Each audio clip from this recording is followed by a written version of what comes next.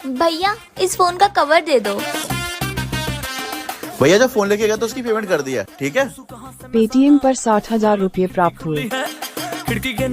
भैया मैं बाद में आती हूँ। हाँ ठीक है, नहीं आऊंगा तो मैं दुकान में चोरी करने। ओए छोटी मोटी चोरी क्या कर रहा है? 60,000 रुपए हाथ लगे हैं। 60,000? चल बताती हूँ। चल। कहाँ? देख वहाँ पे ना कोई भी नहीं है, तू यही रुक, मैं लेके आई। आज मैं 30,000 का मालिक बन जाऊंगा। यस।